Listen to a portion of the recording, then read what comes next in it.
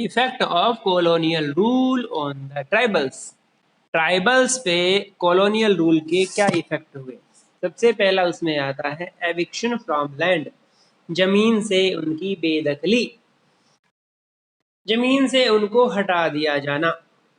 The colonial rulers cultivated Indigo, वो Indigo cultivate करते थे।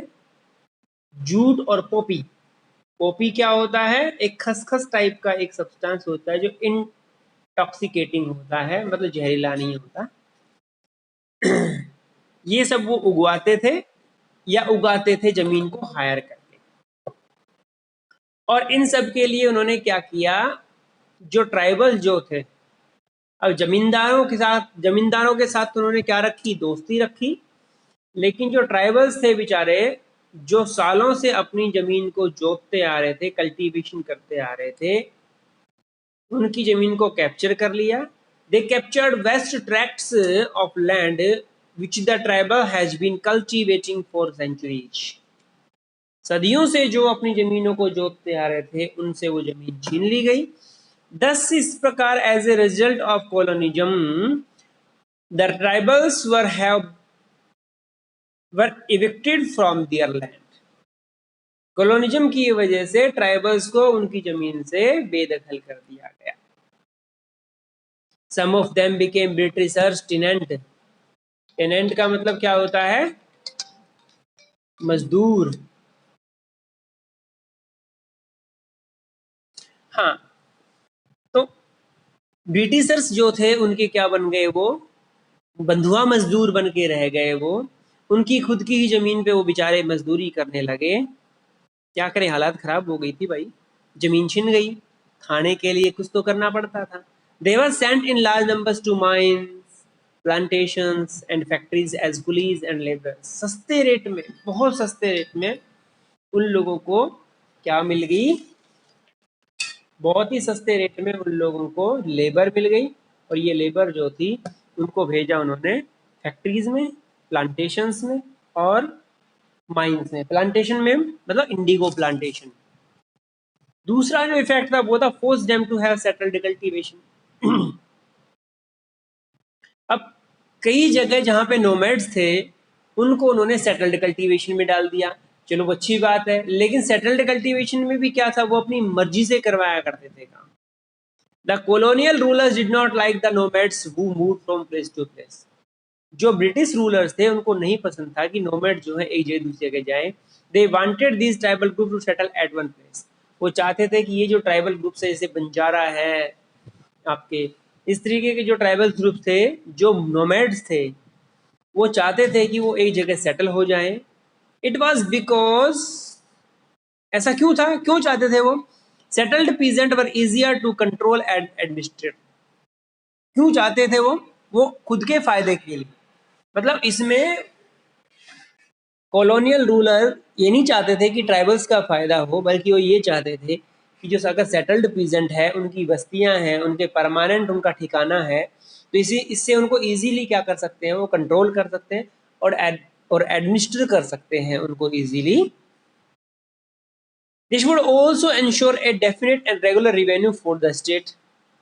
और दूसरा क्या होगा, एक ही स्टेट में जब वो रहेंगे तो वहां से उनको रेगुलर और फिक्स अमाउंट के अंदर डेफिनेट जो रेवेन्यू है वो भी उनको मिलता रहेगा।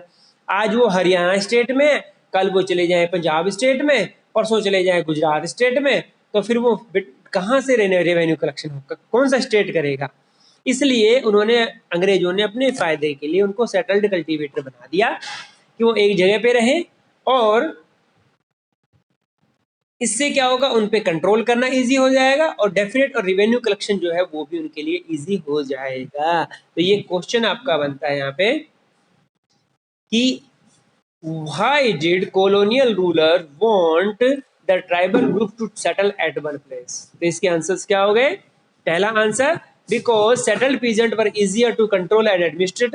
दूसरा, it would also ensure a definite and regular revenue for state. ये दो रीजन है इसके, ठीक है। देयरफॉर इसलिए दे इंट्रोड्यूस्ड लैंड सेटलमेंट्स, और इस प्रकार से उन्होंने लैंड सेटलमेंट्स को लागू किया उनके लिए। किनके लिए? जो आपके कल्टीवेटर्स थे, जो आपके नोमैड्स थे, उनके लिए। दे मेजर्ड द लैंड, उन्होंने जमीन माप के दे दी। Defined the rights to each individual to that land and fix the revenue to be paid to the states. अंग्रेजों ने क्या किया, जो नोमैड्स थे उनके लिए जमीनें फिक्स कर दी, माप के दे दी, और उनके नाम पे कर दी कि ये हिस्सा इसका है, और उसका रिवेन्यू फिक्स कर दिया कि साल में इतना रिवेन्यू आप स्टेट को जमा करवाएंगे। Some peasants were declared land owners, others as tenants. कुछ जो पीजेंट्स थे उन्होंने अपने आप को लैंड ओनर, मालिक, जमींदार घोषित कर दिया। अदर्स एज टीनेंट, और जबकि दूसरे क्या रह गए, मजदूर बन के रह गए, बंधुआ मजदूर। लैंडलेस जो फार्मर होते हैं ना, उनको कहते हैं टीनेंट। The tenants were to pay rent to the landowner, who paid revenue to the state out of it. जो टीनेंट जो थे उनको लैंड ओनर को पैसा देना पड़ता था, लैंड ओनर उसी पैसे में से रिवेन्यू स्टेट को दिया करता था। इस प्रकार से ये दूसरा इफेक्ट था कॉलोनिज्म का, कि उनको सेटल्ड कल्टीवेटर बना दिया। क्यों बनाया, उसके पीछे रीजन थे, दो रीजन थे। पहला रीजन, उनको कंट्रोल करना इजी था, नोमैड्स जो थे उनको। दूसरा, उनसे फिक्स और रेगुलर रिवेन्यू लिया जा सकता था। ठीक है। Due to some practical problems, the British had to allow tribals in some regions to carry on shifting cultivation. कुछ प्रैक्टिकल प्रॉब्लम्स थी ऐसी जिसकी वजह से कुछ ट्राइबल ग्रुप ऐसे थे जिनको उन्हें अभी भी शिफ्टिंग कल्टीवेशन के लिए अलाउ करना पड़ा। तीसरा था change in forest regulations and law. Forest regulation और लॉ के अंदर बदलाव। पहले जो फॉरेस्ट थे, पहले जो जंगल थे, उसमें हक जो था वो किनका था, ट्राइबल्स का भी था। ट्राइबल्स उससे अपनी जरूरत की चीजें कलेक्ट करते थे और बेचते थे। लेकिन अंग्रेज कॉलोनियल रूलर्स मैक्सिमम प्रॉफिट लेना चाहते थे यहाँ से। दैट द रीजन उन्होंने कुछ फंडामेंटल चेंजेस किए forest laws. The British introduce some fundamental changes in the forest laws which affected the lives of tribals considerably. महत्वपूर्ण रूप से उन्होंने ट्राइबल्स की लाइफ में बदलाव किया। They established state control over forest regions. पहले जंगल पे सरकार का कोई हक नहीं था, लेकिन अब जंगल किसकी संपत्ति हो गए, सरकारी संपत्ति हो गए। फॉरेस्ट रीजन जो है वो स्टेट के कंट्रोल में आ गया। And declared the forest as state property, और सरकारी संपत्ति घोषित कर दी गई किसको, जंगलों को। सम forest were classified as reserved forest. कुछ फॉरेस्ट ऐसे थे जिनको रिजर्व करके रखा गया। रिजर्व करने का मतलब ये हुआ कि ऐसा नहीं है कि उसको सुरक्षित रखा गया, बल्कि रिजर्व करने का मतलब था वो इंडियंस के लिए नहीं थे। They were only and only for the use of britishers, जो आपके ब्रिटिश। एज, क्योंकि they produce timber which the British required. देखो इसका आंसर आगे छुपा हुआ है। Some forest were classified as reserve forest. कुछ फॉरेस्ट जो है उनको रिजर्व फॉरेस्ट किया गया। क्यों किया गया, क्योंकि they produce timber which the British required. उनसे वो लकड़ी मिलती थी जो ब्रिटिश यूज करते थे। टिम्बर मानी, टिम्बर क्या होता है, मकान बनाने के लिए जो लकड़ियां होती है उसको टिम्बर कहते हैं। आग जलाने के लिए जो लकड़ी होती है उनको फायरवुड कहते हैं। The tribals in these forests were not allowed to move freely, collect fruits, practice shifting cultivation or hunt animals.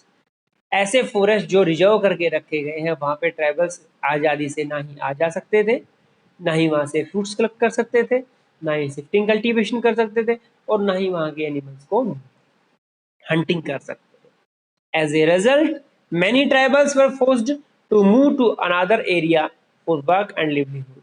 और इसका रिजल्ट क्या निकला, वो लोग उस क्षेत्र को छोड़ के दूसरी जगह पे चले गए अपनी जिंदगी जीने के लिए, अपनी जीवन याचिका चलाने के लिए। ये तीसरा इफेक्ट था कॉलोनियलिज्म का इस पे ट्राइबल्स, कि उन्हें जब फॉरेस्ट के रूल और रेगुलेशंस बदले। पहले फॉरेस्ट जो थे वो पब्लिक प्रॉपर्टी थी, लेकिन इस पे ट्राइबल्स का ज्यादा हक था। वो फ्रीली किसी भी फॉरेस्ट में आ जा सकते थे। लेकिन अब अंग्रेजों ने क्या किया, इस पे अपना अधिकार कर लिया, उसको स्टेट प्रॉपर्टी डिक्लेयर कर दिया। और कुछ फॉरेस्ट ऐसे थे जो काफी कीमती थे, काफी महत्वपूर्ण थे, उनको उन्होंने रिजर्व करके रख दिया। ठीक है, ये था आपका थर्ड। चौथा आता है exploitation bye traders and money lenders. देखिए,